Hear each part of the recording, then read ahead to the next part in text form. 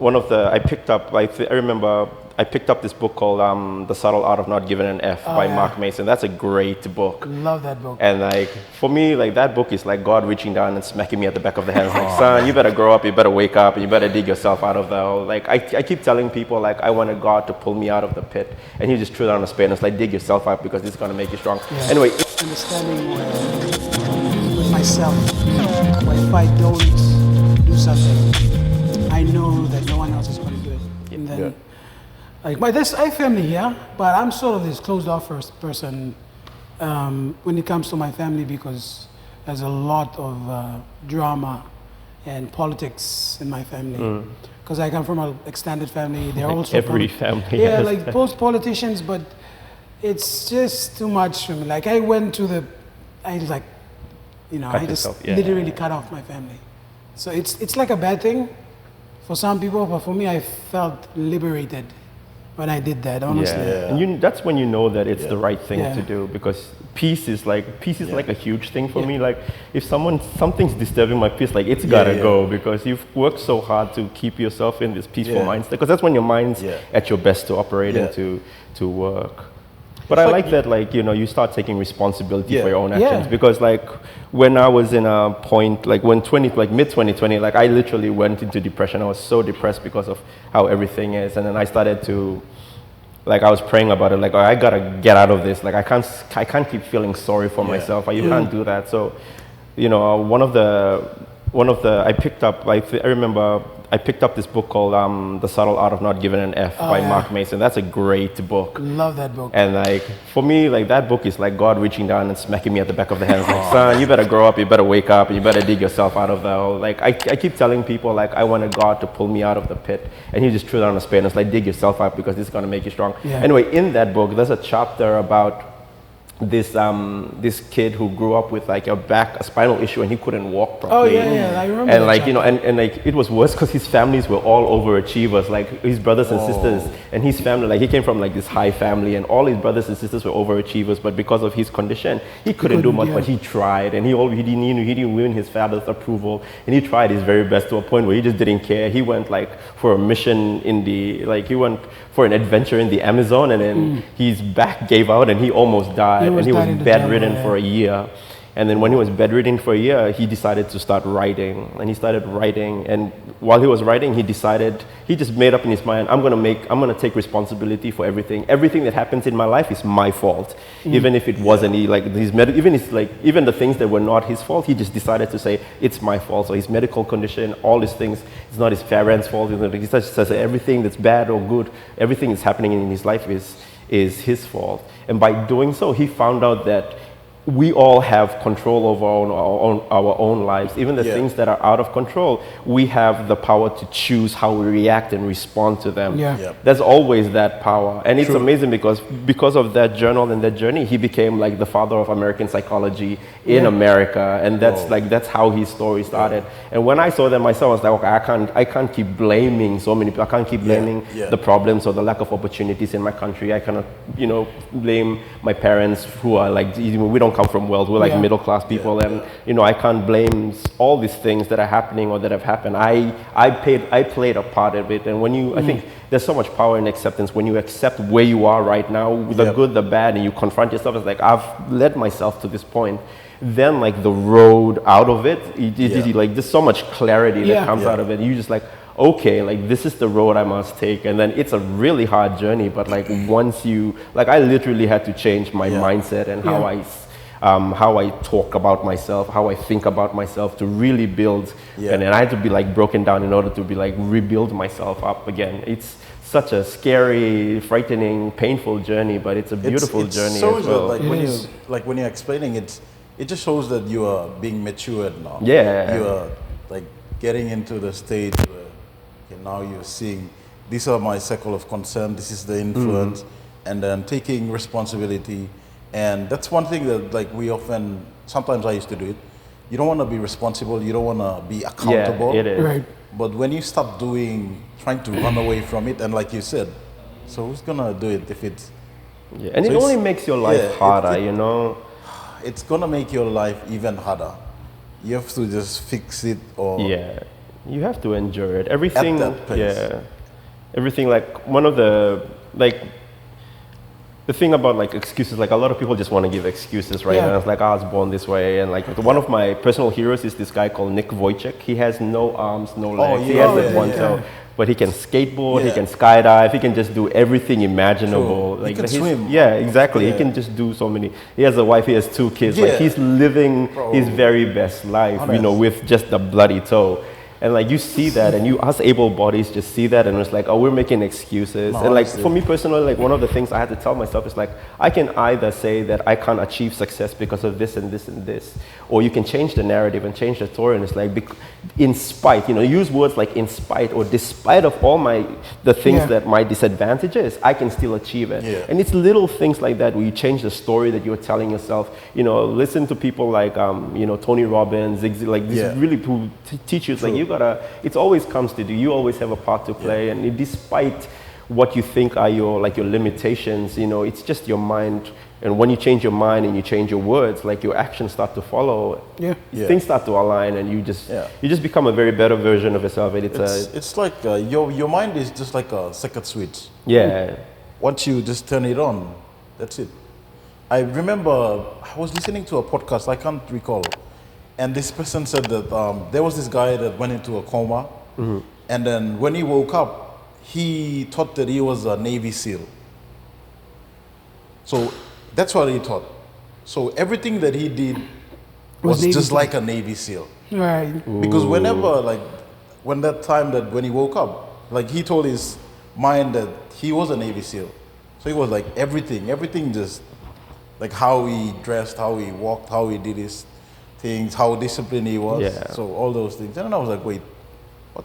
How is that possible? Exactly. But a few years ago I had that, and I really didn't get it. But coming back to now, it's something you have to experience it in order to fully understand. And then there's a lot of influences that heads onto that, and then all those stuff.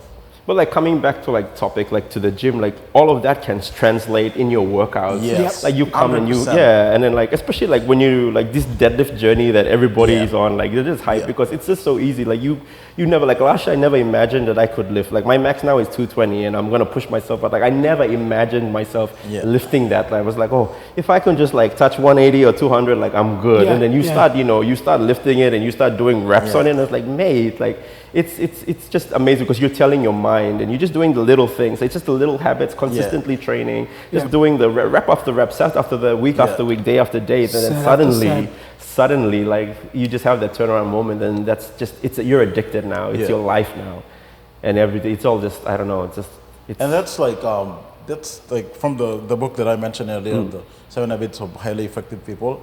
It said about how to use your brain and how to use your right side of the brain. So our right side of the brain is the one that is creative, and then we like put all these scenarios, imaginations together. And you'll see one thing common about these well-off athletics or like well-off people, they always begin with the hand in their mind. And that's like, while reading that book, I saw that they're always creative. And it's like, they think about the things that they will do, but they've already achieved it. It's called visualization. You visualize. So it's like they create the comfort zone in their head. So it's like when they actually go and do those stuff, and even though they're going through a lot of challenges, it doesn't really influence the way they want to still navigate, mitigate, and then reach their goal, because they've already pictured them going through the journey. So it's really easy. And then I tried to relate that back to the gym. And then I was like, wait, I kind of do this sometimes. Does it mean that I'm using my right side of you're the doing brain? it without knowing it. Yeah, because I'd put like 220, 230. Yeah. Your max is like what, 250? Yeah, what's your max? I forgot. Doesn't matter. It's just a number. It's just a number. It But doesn't like, keep I'll count. just put it, and then this is how addictive it is. I'll be at the home, I'll be at the house, and then I'll say, okay, tomorrow I'll go to the gym. So I'll listen to music and then get hyped up prior to even coming to the gym. Yeah. So that energy is hyped from like some hours ago. There you so when go. I come to the gym, like I'm just loading those weights, and then I just get it done. So it's like after I do it, by the end of the day, I'm like, You're satisfied, like you got it done. Wasn't that bad? Yeah. And then you're just like, it's just like Chen said, that's the same approach. You can bring it back to your one step at a time, or anything that you do. I reckon everybody needs to read the book that you mentioned. People gotta read books now. Yeah. It's all about the mindset. Yep. When you change That's why so many stupid people, because nobody reads. And that's one thing That's the thing, like social, like you have the right to your opinion, but like have an educated opinion. Like you don't have to go and just throw your bullshit out there. Everyone has like, an Android phone, but we want to be on like socials, but and like you can't have like a healthy debate. Like, no, you can't. People just like throw their opinion. They were like, be open-minded, but it's like, how can we have an open-minded conversation? Because a debate has to happen where you put forth your points, I put forth my points, and then we argue, and then we are. That's anyway. So read more books, people. Like read. It's like you can't argue with anyone on social media anymore. It's a waste of time. It's a waste of time, really, honest. Like it's too people go into an argument one-sided. Yeah, exactly. Just one statement, their opinion.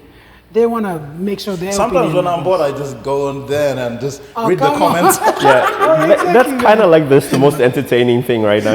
Just go and read. I'm bored. I'll just go and just read. Oh wow! You said I didn't used to read comments, but then I saw these viral videos of just comments, and then I was like, you know what? Maybe it's fun to read comments. So now it's like every video that's like semi-viral or viral, I look at the comments. Comments crack me up every time. It's just funny. I honestly like sometimes like I normally do the social media fasting, so I stay like 1 month or 2 months off Facebook, and then come back on Insta or Facebook, and then. Like when you take time off and when you come back, like that's what I did. Like I remember coming back on Facebook, and then I went on Facebook, I saw something, and then I was telling my partner, I was like, oh my God, how can people think like this? And then she was like, Freddie, that's Facebook. What do you expect?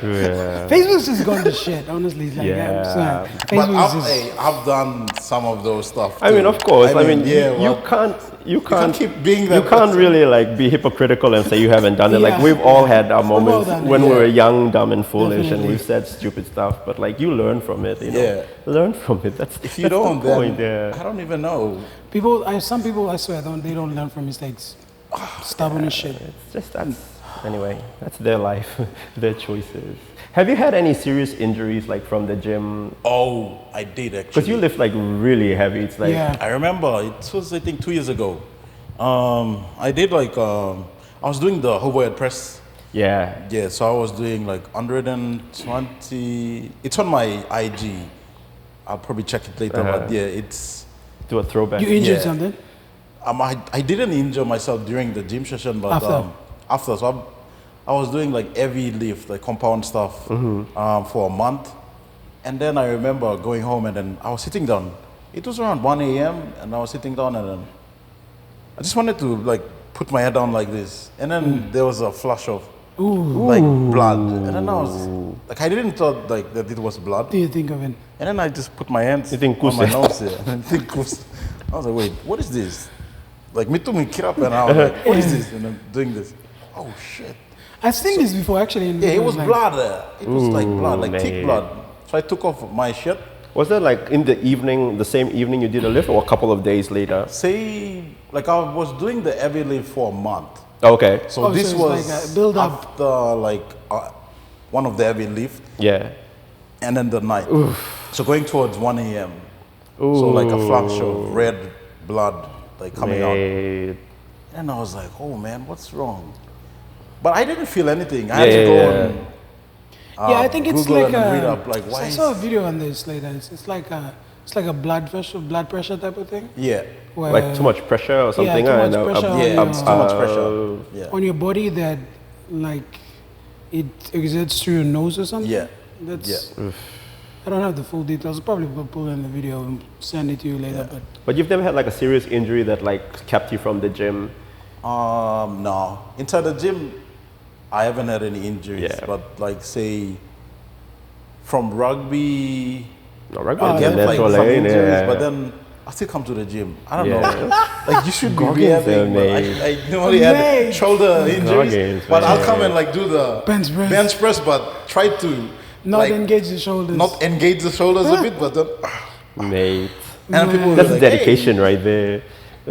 Because if I don't, then I'm thinking, oh, I have to start all over again. Yeah. And then Yeah. all those stuff. It's like when you stop for like a week or something, when you come back, you feel like the clock has reset. You have to just Oh, man, start it's, all over again. It's crazy. Sometimes I've just come to the gym to just stay in the gym and not Yeah. work out, and then go home. That's how crazy it was. Oh man. One of those. It's days. gotta As, be as long as you're in the As long gym, as you you're know, in the gym and you're just soaking there. it up, soaking it up. I want to debunk some myths that I found online. I'm not sure if it's relevant. We're not pros, but we'll try our best. Oh, we'll try. Whatever knowledge. I mean, between you and me and the audience, we can debunk this. Myth number 1: you should stretch before your workout.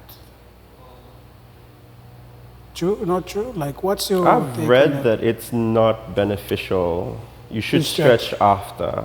Stretch after. Yeah, because when you stretch, you're lengthening the muscles, and then when you are trying to lift as well, then they have to tighten as well. And when you stretch them out, they enter like a relaxed state. That's what I've heard.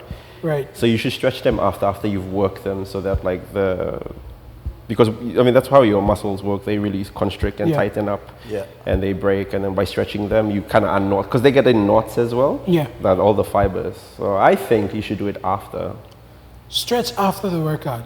I've, What about you? Like a warm up should be okay. Like no longer, like no long, really long stretching. Like just enough to no long, warm the body. That should be So fine. there's different type of stretches. Like I think don't think it's static specifies. and Yeah, there's static Yeah, and there's there's static, active, dynamic, and dynamic, active, active stretches. Yeah. you basically stretch whatever muscle groups that you want to Work work on. during the gym. Yeah. I can't be stretching my hemis and legs if I'm just going to do biceps. Yeah. Because But I will, I'll do like for example, if I'm benching, I actually like to do a little bit of shoulder stretching. Yeah. Because I the feel like, pecs. just to stretch them out. Yeah. So sometimes I'll just hold the bar at the bottom or just do like a push-up, like a slow push-up, just to get the muscles to stretch because they feel really tight and you need them to stretch to get the full range of motion. Right. And I think I've actually, I was the same as like how Chen said, never really into the stretch before. Yeah, it's really boring, but like you have to do it. Yeah, honestly, it's boring. But one thing, after like I was doing some gym with one of my mates when I was in Sydney, like I had my glutes were weak. So like we went and ran. Oh, that's why you hip thrust a lot, eh? Okay, So got we you. went and like ran on the field, and then like my back was aching. So I thought that I was putting on weight that made my back ache. Yeah. But then he had to like do like checks, and my glutes were not engaging. So Your lower back was taking the... Right. So it's like all the muscle groups have to be engaged in order for you to do that exercise. So that during the exercise, everyone is doing their work. Yeah. So Not if some. someone is not doing their work, then someone is doing Another that muscle work compensates for them, and for then that. that's how you get. So if I'm gonna do leg session, I make sure that I'm properly stretched because I have to activate my glutes. Yeah, so basically to summarize, if you're going to stretch before your workout, don't do like a really, really long session. Just do enough to warm up the body and warm up the muscle group that you're trying to stretch. And then that should be good. You should feel comfortable to do the lift without any tightness or any soreness. Okay. Number 2, lifting weights will bulk you up. No, it depends on the kind of training Yeah, that you're depends on doing. the kind of Depends on training. the kind of training. If you're doing powerlifting style training, so if you're doing short reps with heavy weight, you're bound to They're off. Full. Oh, that What one's about full. one? What about this one? Dead? Oh shit! We're We still went going. over. Yeah. Nah, it's alright. It's alright. We'll just do the audio bit and then we'll post the audio on Spotify. Let's just continue. Yeah, no worries. And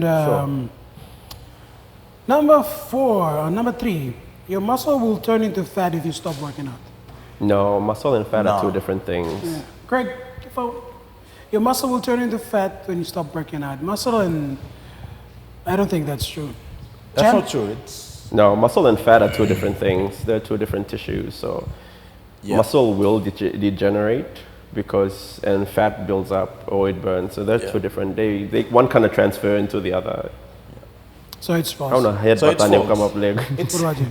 It's false. Yeah. Because like if you look at it, say outside of the gym perspective, then it's what you put into your body outside of the gym. Yeah. So if you stay off the gym for some time, and then if you are not conscious with the diet, then that's when you put the fat in. But your muscles won't be turned into fat. Your muscles will be there. Yeah. But if you do not use them, then your body is gonna use it all out because it's just your body constantly stores fat. Fat is just used for the fuel for the body. But plus when you need consume, the fat. You need the fat. Actually, if you consume, it's just when you consume more than what your body can burn, then it becomes stored fat. Yeah. And the muscle as well. So it depends on if you're constantly training, then your body needs muscles to lift that stress. Yeah. So it will build the muscles. And if you're not doing it for a while or not doing it at all, then your body doesn't need all that muscle. So it can build up fat, and it can even lose some muscle depending on your health or you can just lose weight. It all depends on how your body is operating. So it's false. Yeah. It's false. All right, we did debunk 3 gym myths. So thanks a lot, everyone, for listening. The camera's cut off, but if you watch the audio, this is what we look like. We'll just put a photo of us If you watched the photo, it's the camera's cut out. But anyway, thanks a lot, Freddie, for coming along. Thanks, Jen. No worries, bro. Looking it's a forward pleasure. to the next one. We're gonna go work out now, actually. Yeah. David has a program for us. So You already work. Oh. Are you resting today? Yeah, I'm resting today. No wonder he's like so chill. So you see, he's even resting and then he's coming to the gym. Yeah. It's like It's the place to be. Alright, ladies and gentlemen, we're going to work out now. Let's get it.